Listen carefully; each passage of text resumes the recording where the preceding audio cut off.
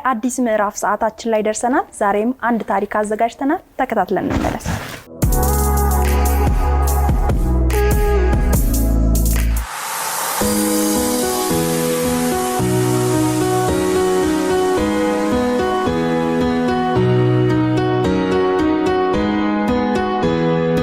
እኔ ስሜ ሰሚራ ኢልማ ይባላል። የተወለድኩት ደቡብ ክልል ነው፣ ስልጤ ውስጥ ነው የተወለድኩት፣ ሙጎ የምትባል ከተማ። የልጅነት አስተዳደጌ እንደማንኛውም ደገበሬ ልጅ ነው ያደግኩት። ያው ቤተሰቦችም ችግርተኛ ነበሩ በወቅቱ።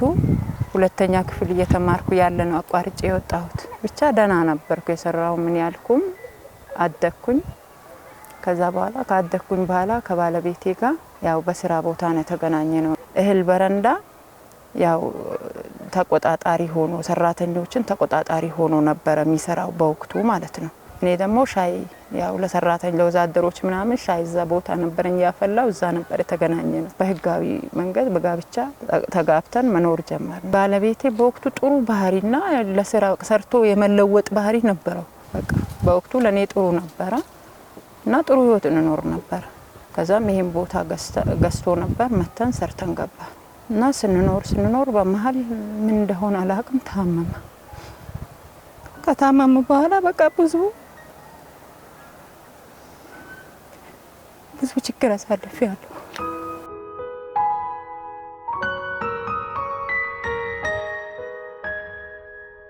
ስራው ላይ ያለ ምን እንደነካው አላቅም። እየሰራ እኮ ነው በቃ ስራውን ቁልፍ ሰጥቶ ወጣ ለሰውየው ማለት ነው። ስራው አቋርጦ ወጣ በወቅቱ በነበረ ጊዜ ማለት ነው። አቋርጦ ወጥቶ በቃ አልሰራም እና ስራም ቢባል ሰውየው ቢለምነው አልሰራም አለ። ከዛም በኋላ ያው ስራው ጥሩ ነበር በወቅቱ። ባለቤቱ የሚያሰራውም በጣም ስለሚፈልገው ጥሩ ስራ ስለሚሰራ ለምኖም በሽማግሌም በምንም ተመልሶ ገብቶ ነበር ከወጣ በኋላ ማለት። ከዛም በኋላ አልሰራም በቃ ወጣ። የተወሰነ ጊዜ ሰርቶ ትቶት ወጣ። ከዛ በኋላ እኛም ቤት ውስጥ የሌለ ባህሪ መበጥበጥ፣ በቃ እኔን መምታት፣ ከልጆቹ በጭራሽ በቃ አይስማማ። ጥሩ ሁኔታ ላይ በነበርንበት ሰዓት 4 ልጆች አፍርተናል እና የሚያሳክምልኝ ዘመድ ምንም የለኝም።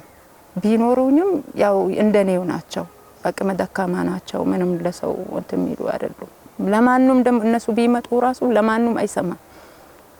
ምን ሆንኩ የባሰ ነው በቃ ምን ሆንኩኝ እኔ ምንም አልሆንኩም እሷ ናት ምንም አልሆንኩ ምናምን ነው የሚለው እና ባለው ሁኔታ ደግሞ በጣም ሲያስቸግረኝ ደግሞ እኔ የሆነች ጓደኛዬ ጋር ሂጄ ነበር ልጆቹን ይዤ ማለት ነው።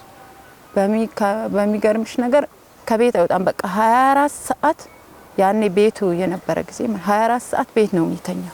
ከሳምንት እስከ ሳምንት ማለት የሆነ ጎረቤት አሉ እዚህ ፈርሶ ነው አሁን እንትን ያለው ነበሩ በወቅቱ። በቃ ይሄ ልጅ ሞቶ ነው ምናምን ብሎ ጎረቤት ጠርቶ በወቅቱ አልነበርኩም፣ ምክንያቱም ነፍሴን ይዤ ልጆቹን ይዤ ወጣሁ እና ሞቶ ነው ብሎ ሰው ሰብስቦ ሲያመጡ አለ አሉኝ እነሱ የሚነግሩ። በቃ ሽሮ ምናምን እንጀራ አርገን ሰጠነው በላ።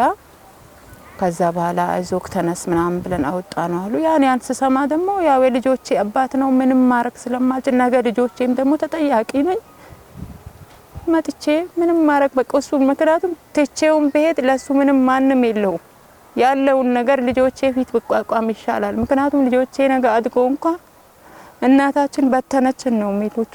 መውለድ ከባድ ነው። ቅርታ አርኩልኝና እናት መሆን በጣም ከባድ ነው በጣም።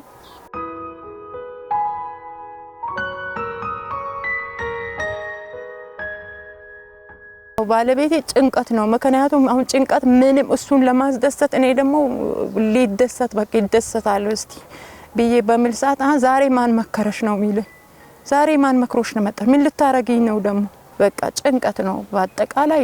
ልጆቹም ደስ አይሉትም እኔም ደስ ምንም ነገር አያስደስተውም በቃ ምንም ነገር። ስራ መስራት አስጠልቶታል በጭራሽ ምንም አይነት ስራ ማለት ነው። ነገር ግን አሁን መቃም ይፈልጋል ይቅማል። የጫት ገራባ ምንም ይዞ ነው የሚመጣው ያንን ይቅማል። ያን በቃ መሰዓት ደግሞ ልጆቹን በቃ አንስቶ ባገኘ ነገር መወርወር ነው፣ እኔንም መምታት ነው በቃ ምንም በማላቀው ነገር እንደዚህ የሆንኩት አንቺ ምክንያት ነው ይለኛል። አንቺን ሳልል ኖሮ ጥሩ ሁኔታ ላይ ነበርኩ ምናምን ይልሻል። ባልተለመደ መልኩ የወሲብ ጥቃት ያደርስብኛል። ምክንያቱም እኔ ያን ሁሉ የምችለው ደግሞ ለልጆቼ ነው፣ ልጆቼ እንዳይሰሙ ነው። በግራ ጎን እንትኔ በጣም ነው የሚያመኝ ማህፀኔ ማለት ነው። ያመኛል። ሕክምናም ሄጄ ነበር፣ መድኃኒት ይሰጡኛል። ግን ያው ጤና ጣቢያ ነው የምሄደው፣ መድኃኒት ነው የሚሰጡኝ። መድኃኒቱን ለወቅቱ እንትን ይሉኛል። ከዛ በኋላ ያው ተመልሶ ነው የሚያመኝ እና እሱም ደግሞ ያን ነገሩ አይተውም።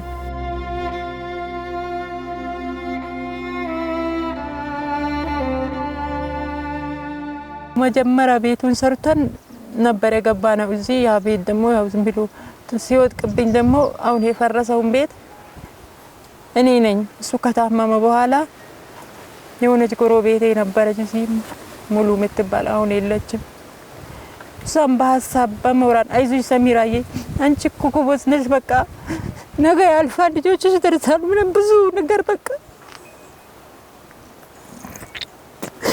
ብዙ ነገር የለም ብዙ ነገር አድርጋልኝ የሀሳብ ሞራል ድጋፍ የሰጠችኝ ይሰራ ነበር። ያገኘሁት ነገር ስራ አልመርጥም። ልጆቹ ላይ እኮ ወደቀ። እባክህ እስቲ ይሄ ነገር በቆመበት እንዴት ቢሆን ይሻላል ብላ አምጥታ አሳየችው። እኔ የሚሰራበት መንገድ እንትን ካለ እኔ እረዳታለሁ በጉልበት፣ ይሄ ውስጡ ፈርሶ ይጠናከርላታል ብሎ እነሱ ነበር ያጠናከሩልኝ። ከዛ ባለችኝ ብር መንቀሳቀሻ ምንም ባልኳት እርግንዶ ምንም ሰራለ ያገኘሁትን ሰራለሁ። ያኔ ባልኳት ብር ያለው ነገር እንጨት ምንም ገዝቼ ጠንከርከር አርጋት ባላሰብኩት መንገድ በቃ ባላሰብኩት ሰዓት ቅዳሜ ከሰዓት ፈረሰ። ይሄ ራሱ ነው እቺ እንጨት ምናምን ይሄ ላስቲክ ራሱ የአካባቢ ጓደኞቼ የሚያቆኝ ምናምን እንቺ ልጅ በቃ እዛ ውስጥ ነበርኩኝ ክርምት ላይ ማለት ነው። ጫካው እዛ ውስጥ ዝም ብለን ተኝተን እንደዚች መታከል ላስቲክ አልብሻቸው ተኝተው ውሃው ከላይ ወደ ታች ሲገባ አጋጣሚ በዚህ ሲያልፉ ገቡ አዩኝ፣ አለቀሱ፣ አልቅሶ ወጡ። የዚህ የታች ሰፈር ልጆች ናቸው በዚህ በታች አሉ እና አጋጫይታ 3000 አምጥተው ሰጡኝ። ከዛ እኔም በጣም ደስ አለኝ። በወቅቱ እንጨት ገዝቼ ኮልፌ ሄጄ ይሄን ላስቲክ ገዝቼ መጣሁኝና ጥሩ አርጌ በቃ ወጠርኳት በላስቲክም ቢሆን ማለት ነው። እና የሚያግዘኝ ልጅ አለ ሀብታሙ ይባል የጓደኛዬ ይባል ነው። ጥሩ አርገን ብለን ደና 1-2 ወር 3 ወር 3 ወር ማክል አይደለም 2 ወር እንደተቀመጥን እሱም ፈረሰ።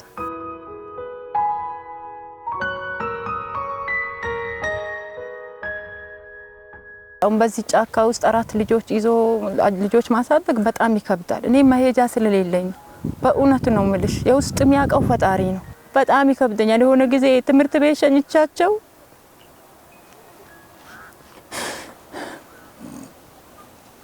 ማንም አያቅልስም አንቺ ነንቺስ የምታቂው ትምህርት ቤት ሸኝቻቸው ግራ ገባኝ። በቃ ግራ ግብት አለኝ። ምክንያቱም እቺ ምንተኛ አባት እቺንም ላስቲክ አሁን በቀን እዚህ ቅርብ ምናምን ካላገኘው ራቅ ብዬ እጄ ከሰራው ከመጡ አጋጣሚ ብትንትን አድርጎት ነው የሚሄዱት። ብርድ ልብሱን ምንም ግድ ነው ማታ ሲመጡ አልብሻቸው እቺንም ላስቲክ ይዞብኝ እንዳይሄዱ ቁጭ ነው ምለው። ሲመጡልኝ ነው እቺ እርግንዶ ራሱ ይዤ ወጥቼ እሷን ሽጬ እንትምለው። ዱርዬ ያለ ሴት ልጆች ነው ያስኩት። እኔም ሴት ነኝ፣ ይደፈሩብኛል፣ እናት ነኝ። ብዙ መከራ ነው ያለው፣ ብዙ ችግር ነው ያለው። ጅቡ ይመጣል፣ አውሬ ይመጣል። ጎዳና እንኳን ወጥቼ በቃ የሚያው ነው ጎዳና ነው። ዞሮ ግን ነገ አባቴን ብሎ ይጠይቃሉ ልጆች። እሱም ደግሞ ወደው እንዳልሆነ ይገባኛል፣ አውቃለሁ። አለ ስጠው ያው ይሄ መንግስት ስላለ የመንግስት ቤት ተምሮ ይገባሉ። ቁርስ ምሳ ተሰልፈን ነው መንበላው ይሉኛል። ያው ተሰልፎ ይበላሉ። ነገር ግን አሁን ተሰልፎ ካልደረሳቸው ማይበሉበት ጊዜ አለ፣ ይነግሩኛል። እማዬ ዛሬ እኮ አልበላንም እንዲህ ተሰበጠዋት ነው ምሸኛቸው። ደግሞ ያው እሷን ለማግኘት ስል ሌሊት ነው ቀስቅሼ ምሸኛቸው። አልደረስንም ምናምን በሚሉን ሰዓት ውስጤ በጣም ያዝናል። ልጅ እንኳን በልጅ አንጀታቸው እኔ ራሱ ሩቦኝ እንዴት ደሞ ናቃለሁ። ያን ስለማግን በሚመጡ ሰዓት ያው ያለችን ባቄላም ይሁን ምንም ይሁን ያለውም ያግብርም ካለኝ ዳቦም ገዝቼ ምንም ብዬ ጠብቃቸዋለሁ። ማታ ራሱ አሁን ሆነም ቀረ የጃድ ነው የጭንቅ ነው። እሱ ስላለ በዚህ ጫካ ማታ ነው መስራው ነው እንዳልኩሽ መጣው 3 ተኩል ወይ 4 ሰዓት ነው። ከዛ አንስቼ በእግሬ ነው ተሸክሜ ወጥቼ ተሸክሜ መመጣው። ያ ራሱ ሊሆን ጊዜ እንትን ተጽፎልኝ ከጤና ጣቢያ አልትራሳውንድ ምናምን ተነሽ ተብዬ ጽፌ ይሄ የምትሸከሚበት ነው ጀርባሽ ምናምን ሽክም ትሸከሚያለሽ ትልቅ ስራ ስራለሽ ምናምን ብሎኛል። አዎ አልኩት። ግን ለመታከም ያው ስፔሻል ሄደሽ ለመታየት አቅም የለኝም፣ አልታየሁም። እኔ ህይወት ምንም ለውጥ የለውም ብዬ በቃ ተስፋ ቆረጥኩ።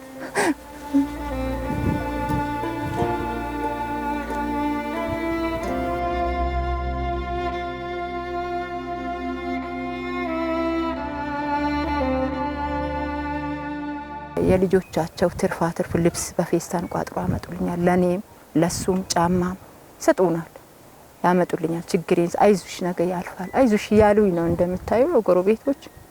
በዛ በነሱ ብርታት እውነት እኔ ለዚህ ሰፈር ዱአ ነው ማረገው። ትልቅ ቦታ አድርሳቸው፣ የዘርዘራቸው አይውደቅ በእንደዚህ አይነት ቦታ።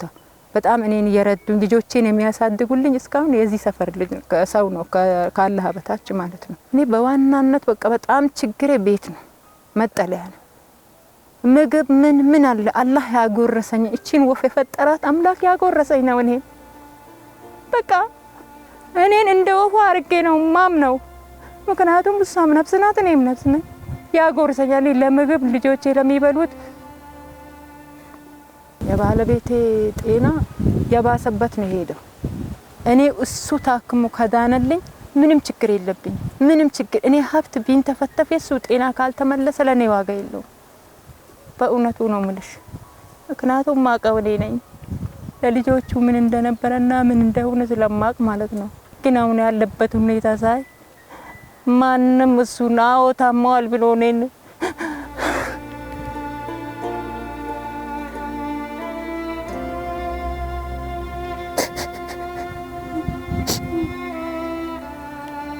አለ የተባለም ቤተሰብ ጋር ምንም ባቅም ደረጃ እባካችሁ እንኳን አስረን እስቲ አይምሮ ይታከምልኝ ምናምን ብያለሁ። ማንም ሊረዳኝ አልቻለም።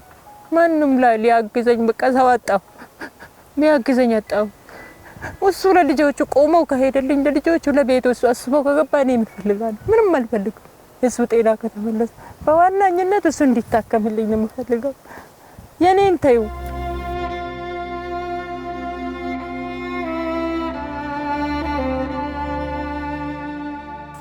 አሁን ምሰራው ያገኘሁትን ልብስ አጥባለሁ። ጫማ እርግንዶ ጫማ ቤት እሸጣለሁ፣ ፕላስቲክ ጫማዎች ማለት ነው። እሱ ነው የምተዳደረው ማለት። አሁን በስሪያ ቦታ ባገኝ እሰራለሁ፣ ሰርቼ እንደቀየራለሁ የሚል እንትን ውስጤ አለ።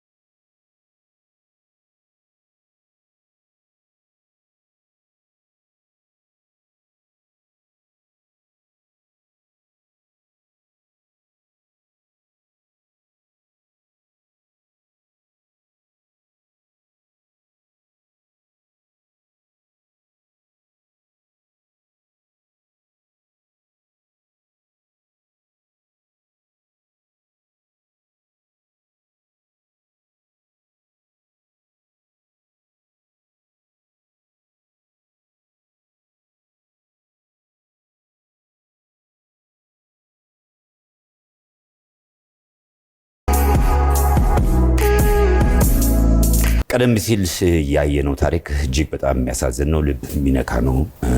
የባለ ታሪኳ ልጆች ደግሞ እዚህ ጎናችን አሉና ከነሱ ጋር እስቲ እንተዋወቅ። እስቲ ስም ንገረን። ኢምራን ሪድዋን ይባላል። ኢማን ሪድዋን፣ ኢልሃም ሪድዋን። አንቺስ ማን ነው ስምሽ? ኢክራው ሪድዋን።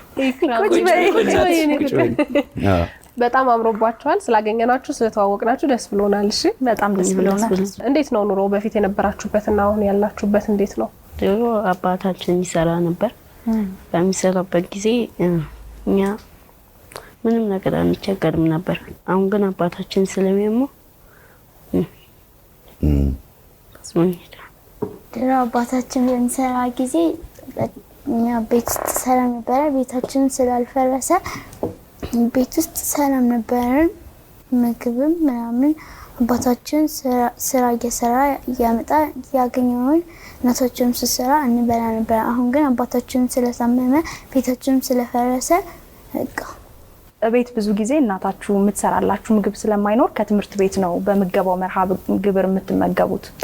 እንዴት ነው እሱን ነገር የምታገኙት ከተመለሳችሁስ በኋላ? አንዳንዴ እንትን ካለቀ ትምህርት ቤት ውስጥ ምግብ ምናምን ካለቀ ገና እስኪሰራ ምናምን ጠብቀን በሁለተኛው ካለቀ በቃ አይሰራም። ጸጥ ብሎ ወደ ቤት ነው የምንመጣው። ቤት ደግሞ ስንመጣ ያለውን ቤት ያፈጥም በልተን ማለት ያልቃል ማለት ነው ወይስ ሰልፉ ነው የሚያስቸግረው? ያልቃል። ሰልፍም አለ ያልቃል። ትምህርት ቤት ሄደን ደግሞ ወደ ቤት ስንመለስ ቤታችን ፈርሶ ስናገኘው በብርድ እስከ 3 ሰዓት እስከ 4 ሰዓት ድረስ ውጭ እንቆማለን። አንድ ማና ሀብታሙ የሚባሉ ናቸው በሰፈራችን። እሱ መጥተው እዛ ቤቱን ይሰራሉ። ትምህርት ቤት ደግሞ ምሳ ካለ ትምህርት ቤት ካልደረሰን እኛ እንበላለን። አዎ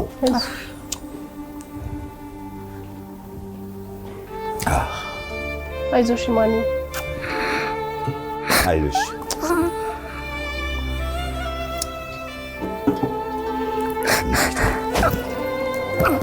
አይዞሽ አታልቅሽ ማኒ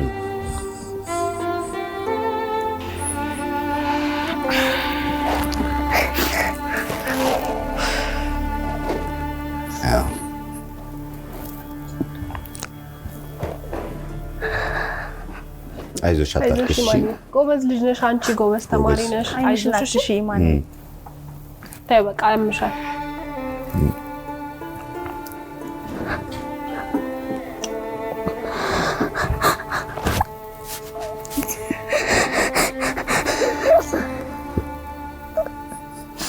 ሳትበሉ የምታድሩበት ቀን አለ ቤትም ለምሳሌ ካሌለ አዳት ጠብቀን እስከ ራት ድረስ ሙሉ ቀን ውላችሁ ምናልባት ራት ነው የምትበሉት? ወደፊት ለእናትና ለአባታችሁ ስታድጉ ምንድነው ማድረግ የምትፈልጉት? ኢምራን ምንድነው ማድረግ የምትፈልገው ወደፊት? እኔ በሀገሬ እንደ እናት የሚያለቅስ እናት እንድትኖር አልፈልግም። እናት ብዙ ጊዜ ስታለቅስ ታያታለህ? እሷ ለመደበቅ ትሞክራለች፣ ግን እኛ ምን ልታረጊላት ትፈልጊያለሽ ወደፊት? እንደ ቃል ኪዳን እንደኔ እንደሷ እንደ ቃል ኪዳን ምን ተቸገሩትን መርዳት እንደተቸገረ መርዳት የተቸገሩትን መርዳት መሆን ነው የምትፈልጊው? ጋዜጠኛ መሆን የተቸገሩትን መርዳት ትፈልጊያለሽ? የፈረሰውን ቤት ማሰራት። ግቢያችሁ አይታችሁታል፣ ጫካ ነው በጣም። ማታ ማታ እንዴት ነው አውሬ ይመጣባችኋል? የማስፈራቱ ነገር እናታችን ምንም ነገር የለም ምናምን እያለች አይዟችሁ ምንም የለም ትላችኋለች እናታችሁ። አጋጥሟችሁ ያውቃል ግን እንደዚህ አውሬ ምናምን መጥቶባችሁ ያውቃል? በረደስ መጥቶ ያውቃል። እንደውም በቀን በ12 ሰዓት ላይ መጥቶ ያውቃል። በ12 ሰዓት መጥቶ ያውቃል። በቀን በ12 ሰዓት ጅብ ነው? ጅብ ማታ ደግሞ በር አጠገብ ላይ ይመጣል ጅብ። ምን ታረጋላችሁ የዛን ሰዓት ታዲያ?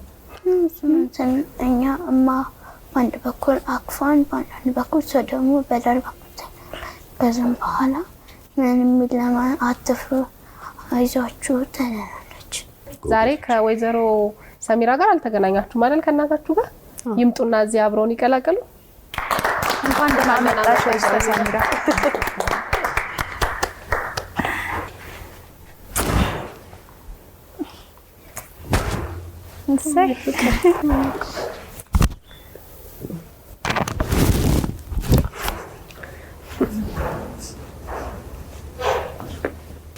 ናፍቃችሁ ነበር? ወይዘሮ ሰሚራ አረፍ በይ። እንኳን ደህና መጣሽ። እንኳን ደህና መጣሽ ወይዘሮ ሰሚራ። ማመን ከበተኝ ልጆች በጣም ነው የሚያምሩት። በጣም አመሰግናለሁ። እናታችን እንደዚህ ድጋሚ እንኳን እንደሌሎቹ እናት እንደዚህ አምሮባታል። አይዞሽ የኔ ቆንጆ አታልቅሽ በእናትሽ።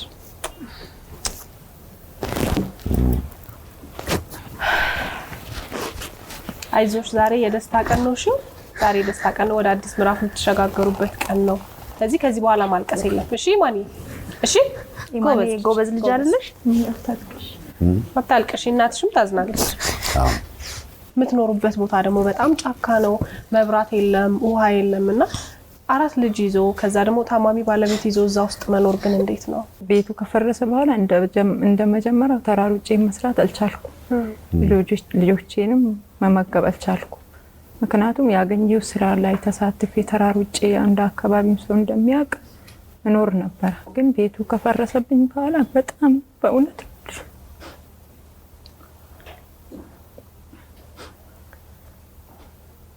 ያልፋል ነበረ። አይዞሽ ያልፋል፣ ነገ ያልፋል፣ እኚህም ልጆቼ ይደርሳሉ። ምንም ባለቤትሽ እንደዚህ ከሆነ ምን ያህል ጊዜ ሆኖታል? በጣም አሁን ከባሰበት 7 ዓመት ይሆናል። 7 ዓመት። ከዛ በፊት ደህና ነበር። ለቤቱ የሚያስብ ጥሩ አባወራ ነበር ለኔ የሚያስብ። እናንተ አካባቢ መተን ስንጠይቅ በብዛት አስቤዛ ራሱ የሚያመጣው በአይሱዚ ጭኖ ነው የሚባል ነገር ሰምቻለሁ። ጤናማ በነበረበት ጊዜ እህል በረንዳ ሸማምቶ እዛው ያስፈጭና ምንልና ያመጣልን ነበር። ምንም ችግር ከታመመ በኋላ ነው ሁሉ ነገር ይበቃ። ለመስገድ ደግሞ ንጹህ ቦታ፣ የተመቻቸ ቦታም ባይሆን ንጹህ ቦታ ያስፈልጋል። እንዴት ነው? የት ሄደሽ ነው የምትሰግጁ? አላህ Subhanahu Wa Ta'ala ቆሻሻ ቦታ እንድንሰግድ አልፈቀደልንም። ንጹህ ነገር ያስፈልጋል። እዚህ ጋር ውሃ፣ መጸዳጃ የሆነ የራሳችን ውስጥ ገመናች አለ። ያ ሁሉ ውሃ ነው የሚያስፈልገን። ያ ውሃ ባለቅ ሰዓት ባለችው ሰዓት ያጠኳትን መስገጃ ጣል አድርጌ ንጹህ ሆነች በተጠራርጌ ጣል አድርገን እንሰግዳለን። ውሃ ከሌለ ግን ያው አላህ ያያል አንሰግድም። ማንሰግድ ጊዜ ይበዛል። አሁን ግን ሀጂ የሚባሉ በጣም አመሰግናቸዋለሁ። በዚህ አጋጣሚ ቴታ የሚባሉ ጎረቤት ያሉ እሳቸው በቃ በየቤቱ በየመንደሩ አትዙሪ እኔ ጋር ቂጂ ብሎኝ እሳቸው ጋር ቀዳለሁ በመጣ ሰዓት ማለት ነው። ይሄን ሁሉ መከራ ይሄን ሁሉ ችግር ተሸክመሽ ከልጆች ጋር ልጆችሽን ለማሳደግ የቻልሽውን ያህል ጥረት አድርገሻል። እኛም ደግሞ ዛሬ እንደ አዲስ ምዕራፍ አንቺንም ቤተሰብሽንም ወደ አዲሱ የህይወታችሁ ምዕራፍ የሚያሸጋግሯችሁን ስጦታዎች እናበረክታለን። ዋናው ነገር የሚያስፈልጋችሁ ቤት ነው በማለት የኮልፌ ቀራኒዮ ክፍለ ከተማን አነጋግረን ነበረ። እነሱም በደስታ የቀበሌ ቤት አዘጋጅተውልሻል። እንኳን ደስ ያለሽ። እንኳን ደስ ያለሽ። አልሐምዱሊላህ ረብል ዓለሚን። እኔ ምንም አልፈልግም። በቃ ለአኺራ ለዱንያ የሚሆነውን ቤት የዲን ቤት አላህ ያርግልኝ። በእውነቱ ልጆችን መሰብሰባችሁ እናንተ ሁሉ ነገራችሁ ሐሳባችሁን አላህ ሙሉ ያርገው። አሜን። ሌላ ምንም አልፈልግም። በእውነቱ ነው የምላችሁ። ሌላ ደግሞ ስራ መጀመሪያ እንዲሆንሽ የኢቢኤስ ቴሌቪዥን የልብስ ማጠቢያና የድንች መስሪያ ማሽን ስጦታ አበርክቶልሻል። በጣም አመሰግናለሁ። እድሜና ጤና ይስጥልኝ። በጣም አመሰግናለሁ። ኑሩልኝ። አላህ ይጠብቅልኝ። አላህ ይጠብቃችሁ። በየሄዳችሁበት ክፉ አይንካችሁ። አላህ ይጠብቃችሁ። አሜን። ያዋናው ነገር ጤና ነውና ለባለቤትሽ ለቤዛ የአእምሮ ሕክምና ክሊኒክ የአእምሮ ህመሙን እንዲከታተል ሙሉ ሁኔታውን ያመቻቻል። ከዛ ውጪ አንቺም እንግዲህ እንደሚያምሽ ነግረሽን ነበር ታሪክሽ ላይ የማህፀን ህመም እንዳለብሽ ሰምተናልና ሄመን የእናቶችና ህፃናት ሆስፒታል ላንቺም እንዲሁ የህክምና ሙሉ ወጪሽን ያመቻቻል። በጣም አመሰግናለሁ። እጅግ በጣም ከቃላት በላይ ቃላት ያጥረኛል። እኔ በጣም ምን እንደምል ቃላት ፈጣሪ ውለታችሁን አላህ ይክፈላችሁ። አይዞሽ በርቺ። አሜን። አላህ ውለታችሁን ይክፈላችሁ። የዘርዘራችሁ አይውደቅ። አሜን። በዚህ አጋጣሚ የኮልፌ ቀራኒዮ ክፍለ ከተማ በጠቅላላ የማኔጅመንት አባላት እንዲሁም ደግሞ ዋናው ስራ አስፈጻሚ አቶ ጀማል ረዲን እጅግ በጣም ማመስገን እንፈልጋለን። ምክንያቱም በአፋጣኝ የጠየቅናቸውን ጥያቄ ተቀብለው እንደዚህ አይነት ጥሩ ቤት ስላመቻቹልን እጅግ በጣም ማመስገን እንፈልጋለን። በጣም ነው የምናመሰግነው። እኛም እንግዲህ ያንቺም ጤና ተመልሶ የባለቤትሽም ጤና ተመልሶ ወደፊት ልጆችሽንም አንቺንም በተሻለ ሁኔታ እንድናያችሁ እንመኛለን። እግዚአብሔር ይርዳችሁ። እንግዲህ እግዚአብሔር ይርዳችሁ። አታልቅሽ። በቃ አታልቅሽ። የኔ ፍቅር ዛሬ ደስታ ነው። አታልቅሽ። በቃ እኔ ሁሌ አምርልሻለሁ። ነይ እማዬ ሂጂ እናትሽ ነይ ማን ነይ ነይ። ያሁን እንኳን ደስታ ነው። ደስታ ነው። ዛሬ ደስታ አምራለሁ እኮ በቃ ካሁን በኋላ ሁሌ እንደዚህ እናምራለን። ሽማዬ እሺ። አታልቅሽ። አንቺ ትልቆኝ ቤት ሰራልሻለሁ ያልሽኝ ነበር እኮ አንቺ ዛሰሪ አገኘሁ እኮ ያው አገኘሁ አይደለ? ዱአ አድርገሽ ነበር ጠይቀሽ ነበር አይደል? አላህ አመሰግናለሁ። አመስግኝ እሱን በጣም አመሰግናለሁ። አይዞሽ እሺ። ማን ያንቺ በጣም ጎበዝ ነሽ። እሺማ እኔም ደግሞ በአላህ ፍቃድ አላህ ገብቶበት በሱ ፍቃድ ሰርቼ ተለውጬ ከናንተ ጋር እንድሰራ ነው የምፈልገው። የወደቀን በመርዳት አዛውንቶችን በማንሳት እኔም ይሄንን ካላህ ጋራ ቃል ገባለሁ ከጀሊሉ ጋር እኔ በዚህ አጋጣሚ ለኔ ህይወት ሆና መሰረት ሆና ካላህ በታች ያቆመችኝ ሙሉዬ ናት። ሙሉ ወልደ ሰንበት ትባላለች። እሷ ናት እነኚህን ልጆች ላሳድግ ሁላ ብዙ ከዚህ በፊት የመንፈስ ጭንቀት እንዲታምም ራሱ ከኔ ብዙ ለፍታለች። አሁን ባለ ሁኔታ ትንሽ ባላወቀችው መንገድ ቅር ብላታ ለቅርታ እንድታረግልኝ ጠይቃለሁ። ልጆቼን መሰብሰብ ነበር የምትፈልጊው ያው ስለትሽና ጸሎትሽ ሰምሯል ግን ቅርታ አርግልኝ እንድትሉልኝ በዚህ ያው ይደርሳል። ሙሉ መቤት ግን ማን ናት? ምንሽ ናት? ጓደኛዬና ጎረቤቴ ናት። ጎረቤትሽ ነች? በዚህ አጋጣሚ ማመሰግነው ደግሞ የጓደኛዬ ባል ነው፣ ሀብታሙ ይባላል። በጣም ነው ከኔ የተንከራተተው ከነምስቱ ቤቱ ከፈረሰ ጀምሮ ከኔም የተሻለ አይደለም ግን ሙያ አለው። ያቺው ላስቲክ እንኳን ስትወጥቅ በየሰዓቱ እነሱ ጥሎ ሲሄዱ ሚስቱ ከስር ያስተካከለች ላስቲክ አልብሶልን ነው ከልጆቼ ጋር ጅብም እንዳይበላል እስካሁን በጣም ለሱም በጣም ምስጋና ከነ ልጆቹ ከነ ቤተሰቦቹ። የዛሬው የአዲስ ምዕራፍ ዝግጅታችን ይሄንን ይመስል ነበር። እሁድን በኢቢኤስ ይቀጥላል። መልካም ጊዜ።